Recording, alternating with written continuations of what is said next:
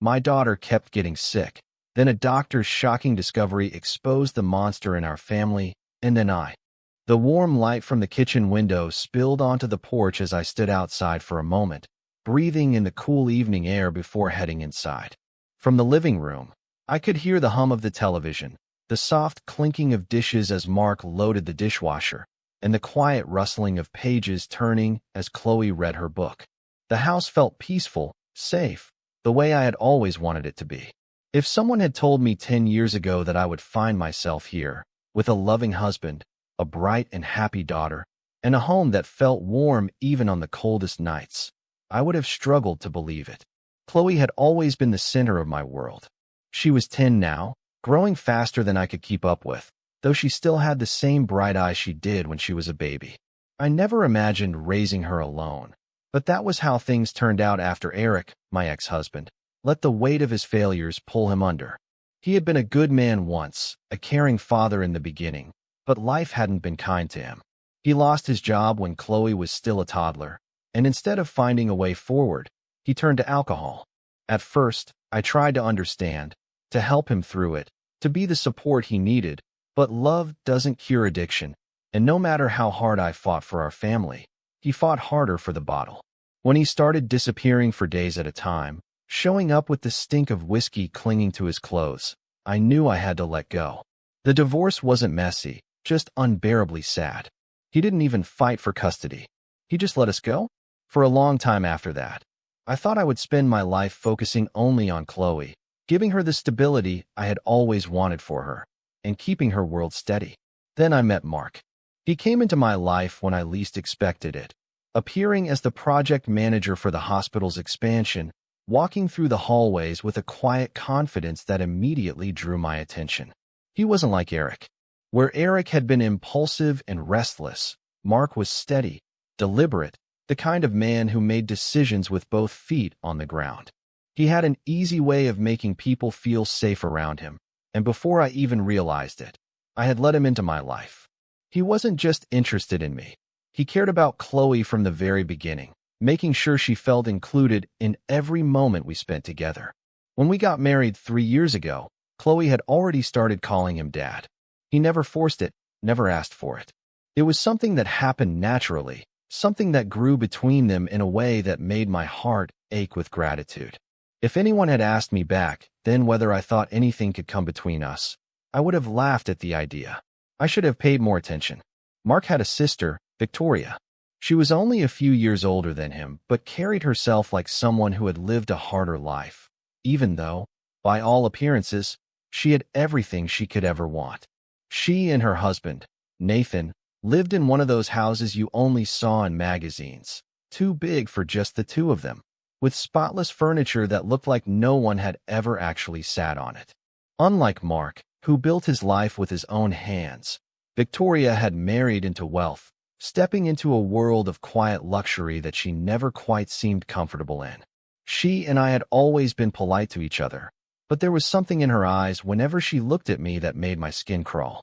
It wasn't open hostility, she was far too refined for that, but a quiet, assessing coldness, as though she was looking at something she couldn't quite understand. She never said anything outright cruel, never gave me a reason to call her out, but I saw the way she dismissed Chloe.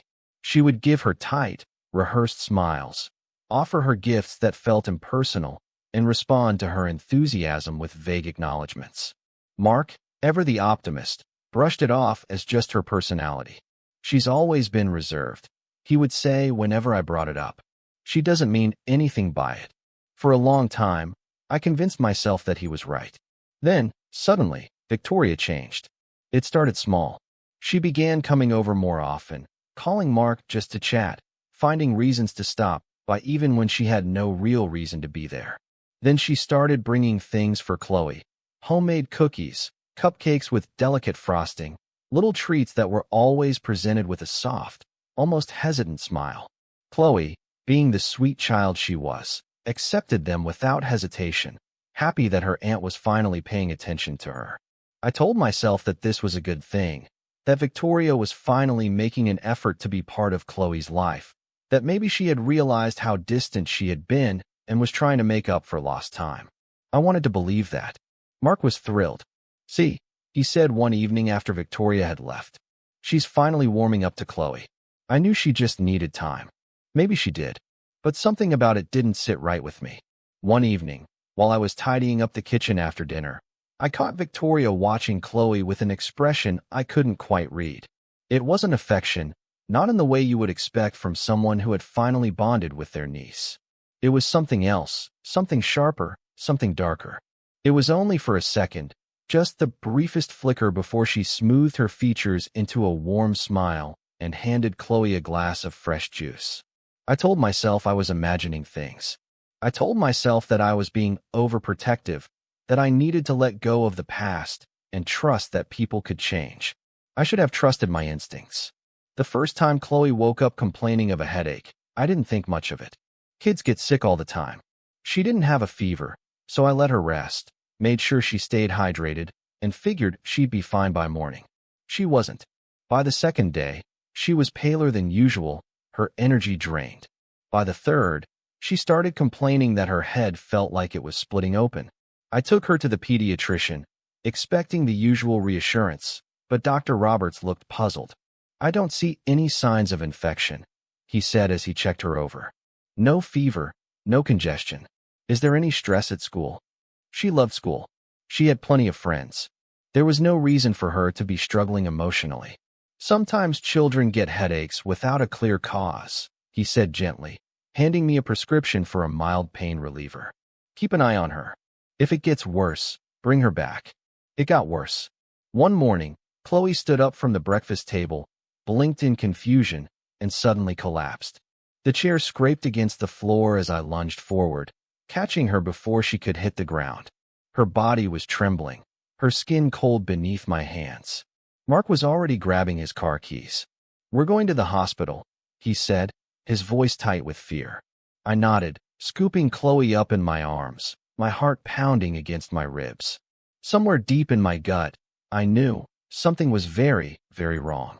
The drive to the hospital felt like it stretched on forever, even though I knew it only took 15 minutes on a normal day. Mark kept his hands tight on the steering wheel, his jaw locked in tense silence, while I sat in the back with Chloe's head resting on my lap. She was awake, but barely responsive, her eyelids fluttering as she struggled to keep them open, her breaths coming in slow, shallow waves. Every few seconds, I whispered her name just to make sure she was still with me, gently stroking her damp forehead, trying to hold back the panic clawing its way up my throat.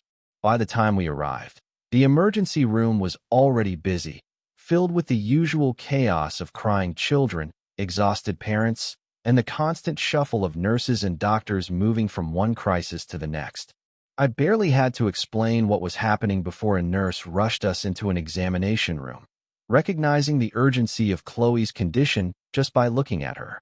They took her vitals, checked her reflexes, and asked her simple questions that she barely had the energy to answer. When the attending physician, Dr. Roberts, walked in, his face immediately creased with concern as he scanned the chart before looking at me. You were here just a few days ago, he said, his voice calm but laced with something serious, something that made my stomach twist. And her symptoms have gotten worse instead of better? Yes, I said, forcing myself to keep my voice steady even as my hands trembled against Chloe's arm. She's been exhausted, getting weaker every day, and then this morning she just collapsed. She said the room was spinning, and then she just went down. Dr. Roberts frowned as he knelt beside Chloe, gently placing his hand on her forehead before shining a small light into her eyes. She winced, turning her head slightly, barely mustering the energy to react. His gaze flickered to mine before he turned to the nurse standing nearby. Order an MRI immediately, he said firmly. I want a full scan of her brain, and let's run a complete panel of blood tests. Something is not right here. The next hour passed in a blur of machines, needles, and whispered reassurances. Mark paced the length of the hallway outside the MRI room while I sat with Chloe, holding her hand as the technicians prepared her for the scan. She was scared, her small fingers gripping mine with what little strength she had left, her voice barely above a whisper as she asked me if it would hurt. No, baby, I murmured, pressing a kiss to the back of her hand, forcing a smile onto my face even though my chest was tightening with fear. It's just going to take some pictures of your brain, that's all. You just have to stay really still, like a statue.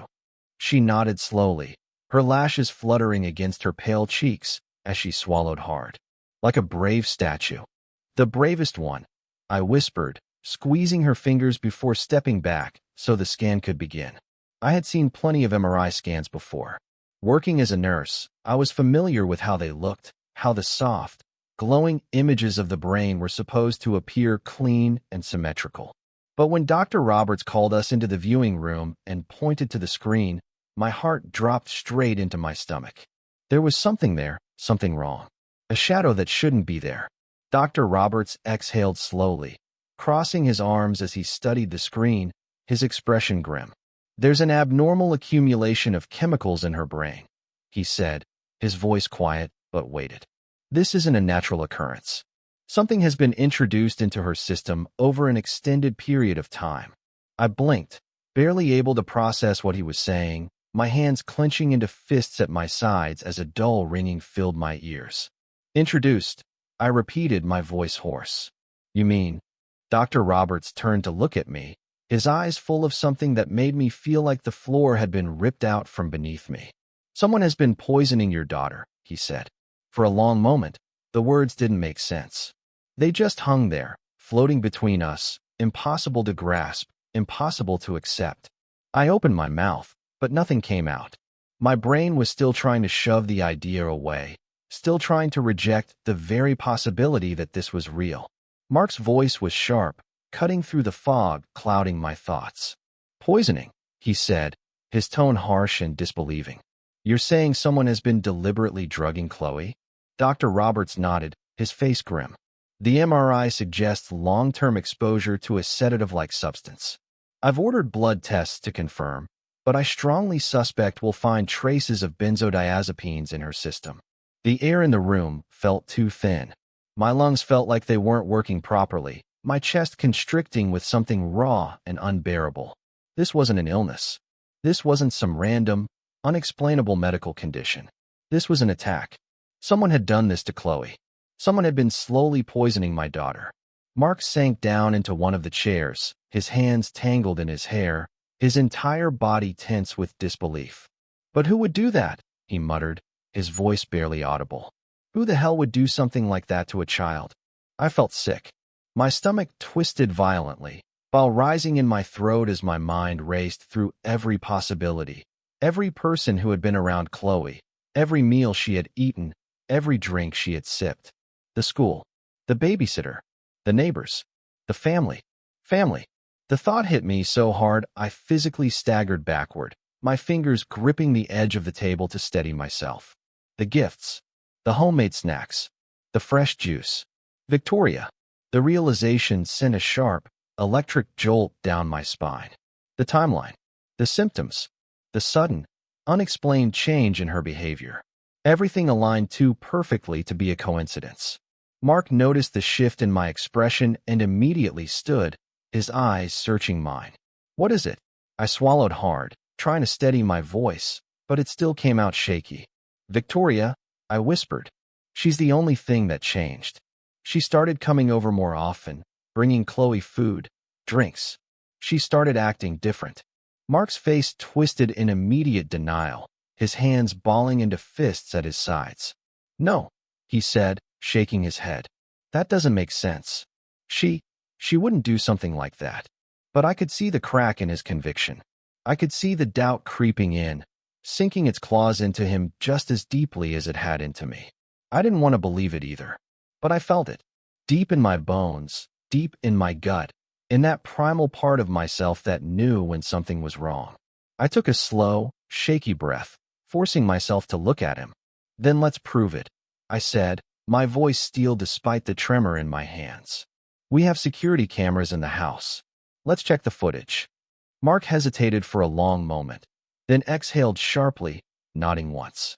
Neither of us spoke as we left the hospital that night, but I could feel it between us, the unspoken horror of what we might find. And deep down, I already knew. We were going to see proof of something we would never be able to forget. The house felt colder than usual when we stepped inside, even though the temperature hadn't changed. Mark went straight for his laptop, barely pausing to take off his coat, his movements stiff and mechanical as he pulled up the security footage from the past month. Neither of us spoke as he clicked through the files, searching for the dates when Victoria had been over, both of us too afraid of what we might find but too desperate to stop looking. I sat beside him, my fingers gripping the edge of the table so tightly my knuckles turned white. My breath felt shallow, my heart hammering so hard against my ribs that I could hear it in my ears. I didn't want to see it, but I had to. If I didn't watch it with my own eyes, there would always be a part of me that would wonder, a part of me that would second-guess the feeling clawing at my insides. The first video played, and for a moment, everything looked normal. Victoria sat on the couch, smiling politely as Chloe chattered excitedly about something, her small hands waving in the air as she talked. Mark was in the kitchen, pouring coffee, while I stood near the counter, distracted by my phone. Victoria had a tray on her lap, cookies, juice, small plates neatly arranged in front of her. I watched as she picked up the juice, hesitated for the briefest moment, then reached into the pocket of her cardigan. A flicker of movement, so fast I almost missed it. My entire body tensed as I leaned closer, my breath catching in my throat. Her hand moved subtly, her fingers barely visible over the rim of the glass. Something small, something she dropped in without hesitation, a tiny motion so practiced it almost looked natural. She stirred the drink with a spoon, pausing just long enough for the powder, whatever it was, to dissolve before handing the glass to Chloe with a smile. I jerked back so hard my chair scraped against the floor. My stomach twisted violently, a sharp rush of nausea rolling through me as I slammed my hands over my mouth. "Oh my God," I whispered, my voice breaking as I forced the words out. She did it. She actually did it. Mark was staring at the screen, his face frozen in horror, his breathing ragged and uneven. His hands clenched into fists on the table, his whole body so tense I thought he might explode. He played the footage again, this time zooming in, slowing it down. There was no mistake, no misinterpretation, no chance that this was anything other than what it was. His sister had been poisoning our daughter. Mark pushed away from the table so suddenly that the chair nearly toppled over, his breathing sharp and erratic as he paced the room. His hands tangled in his hair, his fingers tugging at the roots, his jaw clenched so tightly I thought his teeth might crack. "She wouldn't," he muttered, his voice raw, almost pleading, as if saying it out loud would make it true. She couldn't. I stood up slowly, gripping the back of the chair to keep myself steady. "We just watched her do it, Mark," I said, my voice shaking but firm. "There's no doubt, no explanation that makes this okay. She's been poisoning Chloe right in front of us, and we never saw it." His eyes snapped to mine, filled with something dark and broken. "Why?" he whispered, his voice barely more than breath. "Why the hell would she do this? What kind of person? What kind of monster?" I didn't have an answer. We had never given Victoria a reason to hate us, never done anything that could possibly justify this level of cruelty. But as I stood there, my mind raced back to every strange moment, every uneasy glance, every forced smile that never quite reached her eyes. I thought about the way she had looked at Chloe, not with love or affection, but with something colder, something calculating. I thought about how she had struggled to have children, how she had spent years trying, how the weight of that failure must have crushed her. I thought about the way she had watched Mark with Chloe, how she had listened to him call her his daughter, how she had witnessed him pour his love into a child that wasn't biologically his while she was left with nothing. "She's been spiraling," I said suddenly, the realization hitting me like a punch to the gut. "She's been drowning in resentment, in jealousy. She wanted to make Chloe sick so Mark would focus on her, so she would be needed, so she could finally feel like she had control over something in her life." Mark's face twisted in pain, his hands dropping to his sides, his body sagging under the weight of the truth. "We need to go to the police," I said, stepping toward him, my voice firm despite the tremor in my hands. "We have proof. We have the footage. We need to get her arrested before she does something even worse." For a long moment, Mark didn't move. Then, without a word, he reached for his phone and dialed. The next few hours were a blur. The police arrived quickly, their presence turning our quiet home into a crime scene. They took our statements, collected the footage, and assured us that an arrest warrant would be issued immediately. A social worker was assigned to Chloe's case, asking us gentle but pointed questions about her well-being, about any other signs of mistreatment we might have overlooked. Through it all, Mark barely spoke. He sat on the couch, his elbows resting on his knees, his face buried in his hands, barely reacting as the officers moved around him. When they finally left, the house felt hollow. I sank down beside him, reaching for his hand, squeezing it tightly. "We did the right thing," I whispered, even though I wasn't sure if anything about this situation could ever feel right. Mark exhaled sharply, lifting his head, his eyes red-rimmed but steady. "I know," he said, his voice hoarse, "but it doesn't make it hurt any less." The call came the next morning. Victoria had been found at home, calmly drinking tea in her pristine, perfectly decorated kitchen when the police arrived. She didn't fight. She didn't scream. She didn't even ask why they were there. She just set down her cup, folded her hands in her lap, and smiled. "I was wondering when you'd figure it out," she had said, as if she had been waiting for this moment all along. Mark barely reacted when they told him she had confessed, only nodding once before hanging up the phone. I watched him closely, waiting for him to break, to snap, to finally let the weight of what had happened crush him. But instead, he turned to me, his expression unreadable, his voice quiet. "She's dead to me." I didn't try to change his mind. I didn't try to remind him that she was his sister, that she had once been family, that there was once love between them. Because I knew, just as he did, that some betrayals could never be forgiven. The hospital room was quiet except for the steady beep of the heart monitor and the occasional rustling of sheets as Chloe shifted in her sleep. The fluorescent lights overhead cast a soft glow over her face, making her look even smaller than she already was, her skin pale against the stark white of the pillows. I sat beside her, watching the slow rise and fall of her chest, my fingers brushing absently over the fabric of her blanket, my mind still struggling to process everything that had happened.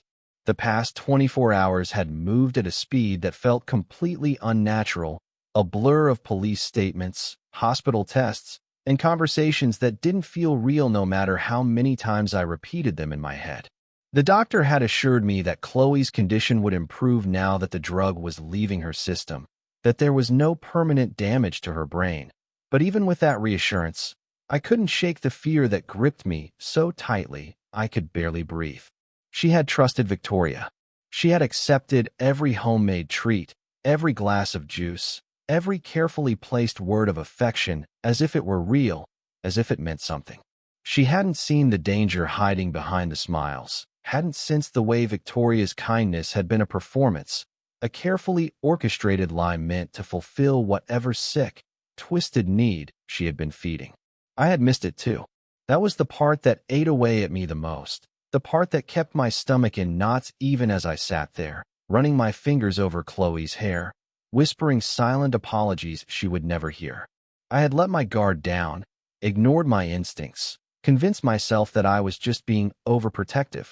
I had told myself that Victoria was finally coming around, that she was finally trying to be part of Chloe's life, when in reality, she had been poisoning her. A slow, burning anger curled in my chest, sharp and unrelenting. I had seen a lot of awful things in my years as a nurse. People hurting each other in ways I never thought possible, cruelty disguised as care, neglect disguised as forgetfulness. But nothing compared to this. Nothing compared to watching my own child suffer at the hands of someone who had pretended to love her. I heard the door open softly, the sound of footsteps crossing the room, and I didn't have to turn around to know it was Mark. His presence was heavy, weighted with exhaustion and something deeper, something raw and broken. He had barely spoken since the police had taken Victoria away, barely reacted when they told us that she had confessed without hesitation, as if none of it mattered to her at all. He sank into the chair beside me, his elbows resting on his knees, his fingers laced together so tightly they turned white. For a long time, neither of us said anything. We just sat there, staring at Chloe, letting the silence settle between us like a thick, suffocating fog. I don't know how to process this, Mark said finally, his voice rough, like he had been swallowing glass for hours. I keep trying to make sense of it, but I can't. I don't think I ever will. I turned to look at him, studying the lines of exhaustion carved into his face, the dark circles under his eyes that mirrored my own. There is no sense to be made, I said quietly, my voice steady despite the storm raging inside me. People like her don't operate on logic. They don't do things because they make sense. They do them because they need to feel something, because they need to control something, because they can't stand the idea that the world is moving without them at the center of it. Mark exhaled sharply, pressing the heels of his hands against his eyes. She told the police she just wanted to be needed, he muttered, shaking his head. She said she wasn't trying to hurt Chloe, just make her sick enough that I would pay attention to her again. I felt my stomach twist violently, my hands clenching into fists in my lap. That doesn't make it better, I said, my voice colder than I intended. That doesn't make it less monstrous. I know, he whispered, his hands dropping away from his face. I know. We sat there in silence again, the weight of everything pressing down on us, suffocating, inescapable. Chloe stirred slightly in her sleep, letting out a soft sigh before shifting onto her side, her fingers curling around the edge of her blanket. It was such a small, innocent movement, something so normal, and yet it sent a fresh wave of grief crashing over me.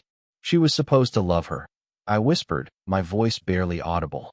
She was supposed to be family. Mark's jaw tightened, his eyes dark with something I couldn't quite place. She stopped being family the second she decided to hurt Chloe, he said, his voice low but firm. Blood doesn't mean anything if the person behind it is a monster. I wanted to agree. I wanted to take comfort in the finality of his words, in the conviction behind them. But I knew it wasn't that simple. Victoria had been a part of his life for decades, had been his sister long before I had ever stepped into the picture. No matter how much he wanted to sever that tie, there would always be a part of him that felt the loss, that felt the weight of what had been shattered. The door opened again, and Dr. Roberts stepped inside, glancing between the two of us before offering a small, reassuring smile. Chloe's latest blood work looks good, he said, his voice calm but warm. The drug is leaving her system as expected. If everything continues to improve, she can go home in a few days. Relief hit me so hard I almost felt dizzy. I had been holding my breath for so long, bracing for the worst, that I hadn't even let myself imagine the moment when we would finally hear good news. Mark let out a slow, unsteady breath, his shoulders sagging slightly. Thank you, he said, his voice thick with emotion. Really? Dr. Roberts nodded, offering a reassuring squeeze to my shoulder before stepping back. She's a strong kid, he said softly. She's going to be okay. I turned back to Chloe, running my fingers gently over her hair, blinking back the sting of tears. Yeah, I whispered, more to myself than anyone else. She is. Dr. Roberts left, and for the first time in days, the air in the room felt a little lighter. Not completely. There was still too much weight pressing down on us, too much that had been broken, too much that still needed to be faced. But Chloe was getting better. She was going to be okay. And that was enough for now. Mark reached for my hand, lacing his fingers through mine, gripping tightly like he was afraid to let go. I squeezed back just as hard. Neither of us said anything. We didn't need to. We had survived the worst of it. Now, we just had to figure out how to move forward. Chloe came home 3 days later, still weak but smiling, her energy slowly returning in small, careful bursts. The moment she stepped inside the house, she let out a relieved sigh, dropping her backpack near the door before collapsing onto the couch like she had just run a marathon. I stood in the doorway for a long moment, watching her, trying to convince myself that this was real, that we had actually made it to the other side of this nightmare, that she was here and safe and getting better. Mark had barely left her side since we brought her home. He hovered constantly, bringing her blankets even when she said she wasn't cold, making her tea even when she said she wasn't thirsty, fussing over her in a way that would have normally made her roll her eyes. But now, She just smiled at him, accepting every little kindness without protest, as if she somehow understood that he needed this, that he needed to do something to make up for the guilt that had been weighing him down since the moment he realized who was responsible for all of this. I wasn't sure he would ever fully forgive himself, even though none of it had been his fault. Victoria had been arrested without incident, but the trial had moved slowly, dragging on for months as the legal system worked its way through the process. She had confessed almost immediately, offering no excuses, no real defense, just quiet acceptance of the charges brought against her. The psychiatric evaluation had determined that she was suffering from a delusional disorder, that years of failed fertility treatments and feelings of inadequacy had driven her to an emotional breaking point. But none of that mattered to me. None of it changed the fact that she had willingly, deliberately hurt a child, my child, because she wanted to feel needed. The day of the sentencing, Mark and I sat in the back of the courtroom, listening as the judge read the final verdict, watching as Victoria stood there without expression, without a single hint of remorse on her face. 5 years. 5 years in prison with mandatory psychiatric treatment. 5 years of being locked away, unable to hurt anyone else. It didn't feel like enough. It would never feel like enough. Mark never spoke to her again after that day. When the warden later contacted him to inform him that Victoria had requested a visit, he barely hesitated before shaking his head. "Not now," he said simply, his voice steady, unwavering. "Not until I know she's changed. If she ever does." I didn't try to convince him otherwise. Some wounds couldn't be healed with words, and some betrayals were too deep to forgive. Chloe rarely mentioned her anymore. I knew she remembered, knew that she must have had questions, but she never asked. Maybe she was too young to fully understand what had happened, or maybe she just didn't want to talk about it, didn't want to say the words out loud and make them real. One evening, as I was tucking her into bed, she looked up at me with those wide, thoughtful eyes and asked, "Do you think Aunt Victoria is sad where she is?"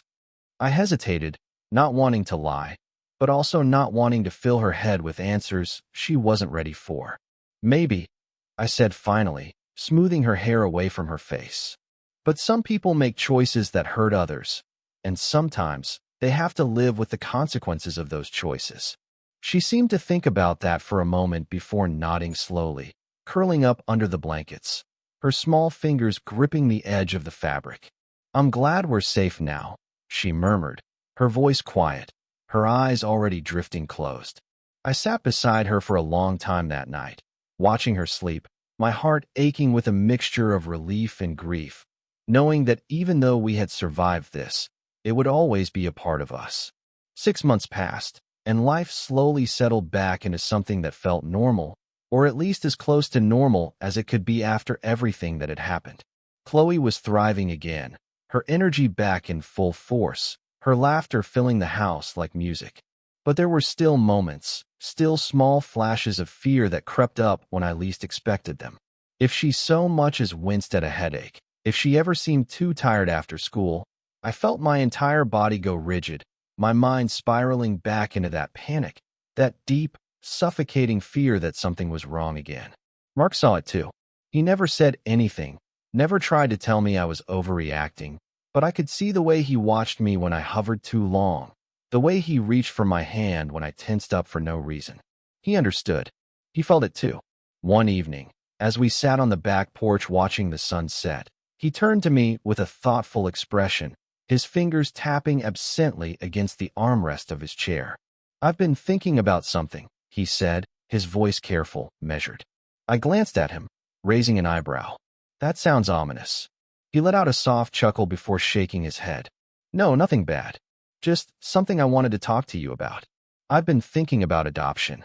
The words caught me off guard, not because I hadn't considered it before, but because I hadn't expected him to bring it up now, not after everything we had been through. He must have seen the surprise in my expression because he quickly continued, his voice softer now, more certain. "I love Chloe more than anything in this world," he said, his eyes locking onto mine. "She's my daughter in every way that matters, even if we don't share blood. And after everything we've been through, I keep thinking about how lucky we are, about how close we came to losing everything. And I feel like we have more love to give. I don't want Chloe to be an only child forever. I think we should start looking into adoption. For a moment, I couldn't speak. My heart swelled with something warm and overwhelming, something that filled every broken part of me with light. This man, this incredible, unwavering man, had stepped into my life and loved my daughter as his own, had fought for her, had grieved for her, had stood by us through the darkest days we had ever faced. And now, after all of it, he wanted to open our home and our hearts even further. I swallowed past the lump in my throat, reaching for his hand, squeezing it tightly as a slow, genuine smile spread across my face. I think that's a beautiful idea, I whispered, blinking back tears. I think Chloe would love that. He exhaled, his shoulders relaxing as he smiled back at me, and in that moment, I knew we were going to be okay. The past would always be there, a scar that would never fully fade, but it wouldn't define us. It wouldn't take away the love we had, the family we had built, the future we were still reaching for. We had survived, and now we were ready to move forward.